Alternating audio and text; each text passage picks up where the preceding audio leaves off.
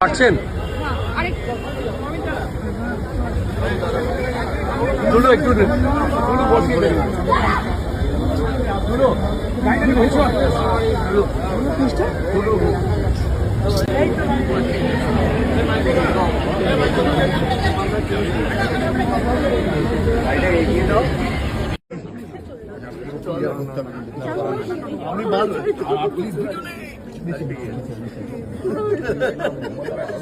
চিত্র বরণীয় অভিনেতা শ্রী ধীমান চক্রবর্তী মহোদয় সমীপে শ্রদ্ধাভাজন সুধী, আপনার অভিনয় প্রতিভার ইন্দ্রজালে মোহিত হয়েছে বাংলা চলচ্চিত্রের অসংখ্য দর্শকবৃন্দ।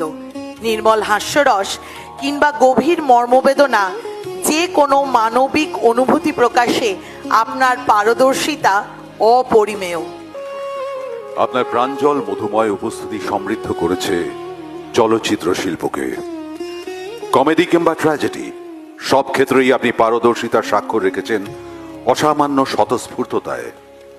মঞ্চ অভিনয় শুরু স্টার থিয়েটারে, এরপর রংমহল, বিশ্বরূপা, বিজন থিয়েটারে নিরন্তর অভিনয়ের দীপ্তি বিচ্ছুরিত হয়েছে প্রতিভাশালী অভিনেতাদের সান্নিধ্যেই। সম্মান জানানো হবে আমাদের এই কিংবদন্তি শিল্পীদের।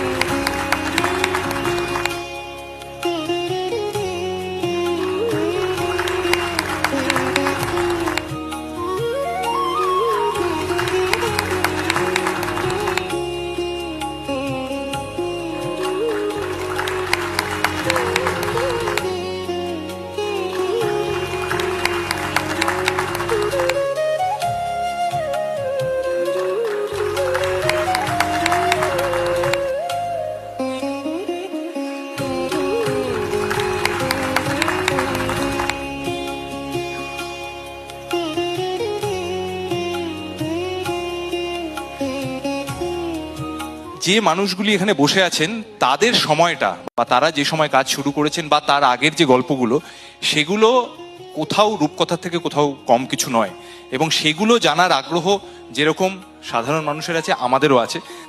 আমার প্রথম ছবি হচ্ছে মানিকদার সীমাবদ্ধ, তো একটা ছোট্ট চরিত্র করেছিলাম। তো মানিকদার কাছে পৌঁছানো খুব মুশকিল ছিল। আমি একটা অফিসে চাকরি করতাম, সেখানে একটা টেলিফোন ডাইরেক্টরি ঘাঁটতে ঘাঁটতে মানিকদার ফোন নাম্বারটা পেলাম। আমি ফোন করে বললাম যে আমার নাম দীপঙ্কর দে, আমি এরকম গ্রান্ট অ্যাডভার্টাইজিংয়ে চাকরি করি, তো আমি আপনার ছবিতে একটা অভিনয় করতে চাই। এবং তো উনি বললেন না না না না না, কোনো রোল টোল নেই, সব হয়ে গেছে, কেন তবু একবার দেখা করার সুযোগটা দিন। কি জানি কি দয়া মায়া হলো, বললেন ঠিক আছে কালকে সকালে এসো। পরের দিন সকালবেলা গেলাম স্যুটটাই পরে টোরে। তো আমাকে দেখে দরজাটা, উনি নিজেই দরজা খুলতেন, দরজাটা খুলে বললেন আচ্ছা কি চাই কি চাই, কেন এসছেন? যে আপনি কালকে আমাকে ফোনে বললেন। ও হ্যাঁ হ্যাঁ হ্যাঁ, আসুন আসুন। এসে ভেতরে বসলাম। চাটা খাবেন? হ্যাঁ খাবো। ভাবলাম এই সুযোগে যদি একটু বেশিক্ষণ থাকা যায়। তো আমি দেখছি উনি খাতায় কথা বলছেন আর খাতায় স্কেচ করছেন, মানে আমার মুখটা বোধহয় স্কেচ করছেন। খানিকক্ষণ বাদে বললেন যে এটা ঠিক আছে, একটা ছোট রোল আছে, চলবে? কেন ছোট রোল কি বলছেন, আপনার ছবিতে কাজ করার সুযোগ পাবো, এটাই তো আমার কাছে অনেক। ঠিক আছে, প্রোডাকশন ম্যানেজার আপনাকে ডেট দিয়ে দেবে, আপনি সিলেক্টেড। এই হচ্ছে প্রথম দিনের গল্প আমার। ধন্যবাদ। তুমি একটি বিশেষ প্রোগ্রামে গিয়েও নাকি এই কিছুদিন আগেও বলেছিলে যে তোমার এখনো বিয়ে করার ইচ্ছে আছে। তো হ্যাঁ, নিশ্চয়ই সেই- আছে। হ্যাঁ, নিশ্চয়ই আছে। ব্যাস, না, আমার বিয়ে করার ইচ্ছে থাকবে না কেন? ঠিক। আমার তো বিয়ে হয়নি। আমি 3-4 এর বছর থেকে জোরে হাততালি আমার এটা এটা এই এই উত্তরে একটা জোরে হাততালি হওয়া উচিত।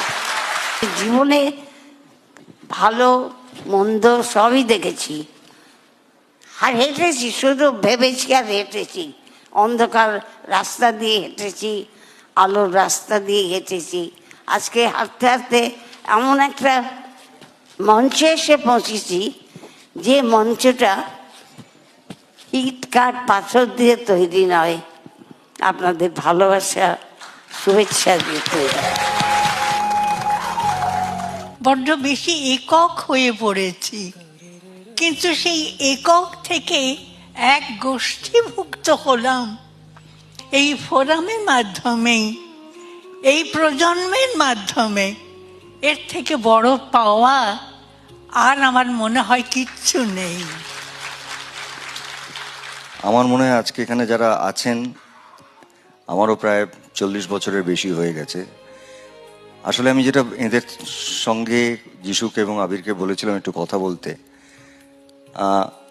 আজকে আমরা যারা কাজ করি, কেউ নিজেকে তারকা বলি, কেউ নিজেকে স্টার বলি, কিন্তু তার জন্য একটা সিস্টেম আছে। একটা সিস্টেম মানে তার পেছনে প্রচুর মানুষ কাজ করেন, তার সঙ্গে প্রচুর মানুষ কাজ করেন, প্রফেশনাল টিম আছে।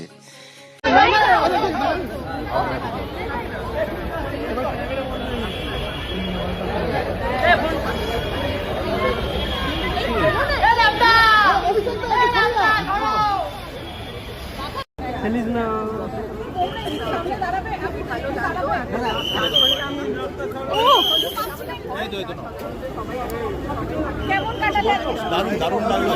আইডিস প্রোগ্রামকে ধন্যবাদ, পুরো পিসি মেম্বারকে ধন্যবাদ, যারা যারা আছে, যারা দায়িত্ব নিয়ে করেছে তাদেরকে ধন্যবাদ দিতেই হয়। এরকম আরো বারবার হোক, এরকমই চাই। কেমন একটু আরেকবার আমরা মিস করে গেছি সবার সঙ্গে দেখা হওয়া। এত সকলের প্রোগ্রাম, তবে অনেকে আছেন যারা প্রচুর পরিশ্রম করেছেন, তাদেরকে স্পেশালি যারা এসছে, আমার মনে হয় সকলের কাছে এই দিনটা খুব স্মরণীয়। একটা দারুণ স্মরণীয় দিন। আর যাদের বলে অনেক প্রচুর পরিশ্রম করেছে, তার মধ্যে আবিরও একজন। হ্যাঁ, এক্স্যাক্টলি, এরা প্রচুর পরিশ্রম করেছে, নিজে মুখে বলতে পারছে দারুণ না। দিন তাই ঘটলো আর কি। Thank you.